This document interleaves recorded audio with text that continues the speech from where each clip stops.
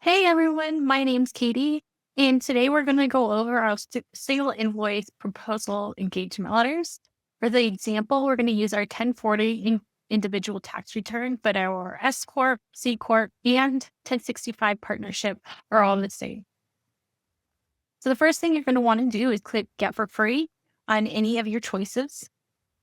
And then you're going to want to go ahead and click Firm Templates and choose the correct engagement letter that you want to use. So again, I'm going to choose my 1040, and this is going to be the first page that comes up. You're going to have the option to choose your template name. This is not visible to your client, so you can write whatever you would like to be. You have the option to choose how many signatories you need to sign the document to be able to make it official and make it move forward in your pipeline. You can make it so that everybody has to sign, which can be from 1 to however many people you have set up on that account. Or you can make it so that just one person needs to sign the engagement letter to make it move forward. You then have the option to choose a team member that it would be sent from. You can choose the same team member, or you can leave it blank, and whoever sends it will get credit, I guess, for sending it. And then you can choose the name of the template that the client will see. Short codes are great for this. You can add the year, you can add the months that you're sending in. You have lots of options of what you can do. If you're sending it for a prior year, you can do that.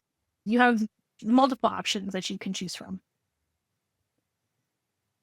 On the next page here, we're going to see our introduction. You do not have to use this introduction. You can put anything you would like. You can add a picture or embed a short video that you would like to put about your company, or if you'd like to put your company logo. You can add, please review the engagement letter carefully before signing, making sure that they know what they're agreeing to. Is always helpful to add. But you can put anything you want here or nothing at all. So then you're going to click Next. And this is where we're going to come into our invoicing section.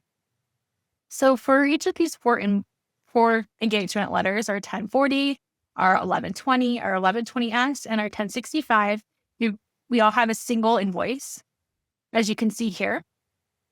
You can send it with an invoice or you can send it without an invoice, but it's going to show the list of services. And today we have our list of services, the tax preparation and the total amount.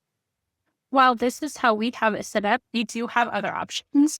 You can choose no services, which means that there will be no invoice and no services listed. And then you have our tiered packages option. You can choose up to 3 different packages to add to your proposal. Packages would include having something that's maybe just tax return preparation, having a package that's maybe preparation and planning, and then maybe a third that includes bookkeeping, depending on what the client is involved in.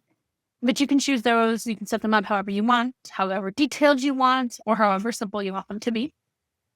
But you do have that, and you're able to choose one that is your favorite plan for them to choose from. And then if you scroll to the bottom, you can put a note to your client about your invoice. But you also have the option to add a second invoice, third invoice, fourth invoice, however many you need to add.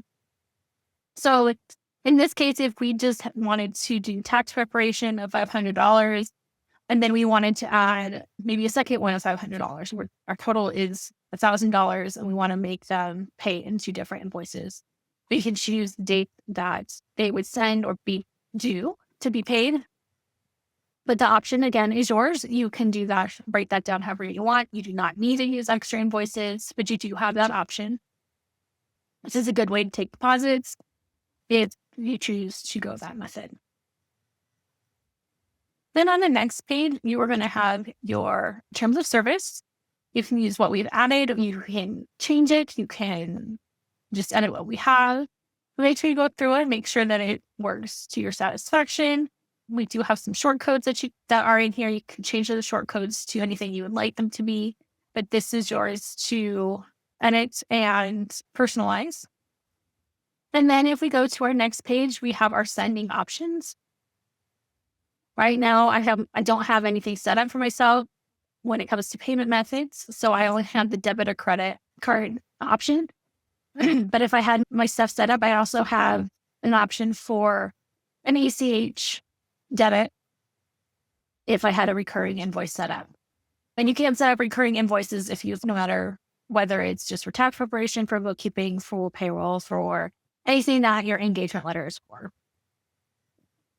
Automatic invoice payment means that when they sign the engagement letter, they will have to pay that invoice at that time.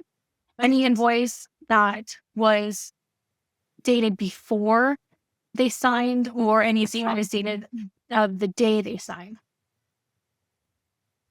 You can also add a custom message in your email, and you can always set up reminders. So you have all of these different options to edit your engagement letter to your satisfaction. I'm going to go ahead and press save, and then I'm going to show you what it looks like for the client. All right, now you can see that we are on the client side. I'm going to go ahead and click sign proposal, and this is what they're going to see when they log in. And then this is exactly how they're going to see their proposal laid out when they are ready to sign or review the proposal. So the first thing they're going to see is the introduction. And then they're going to see the invoice. And then they're going to see the actual contract terms of service. As they scroll down, they can review everything that it says. And then at the bottom, they're going to have payment details, which is going to show that it's a credit card payment. They will be able to click and add their name to sign. If they're first time, they will actually type their name. And then they're going to click, I accept the above terms and TaxDome terms of service, and they'll mark complete.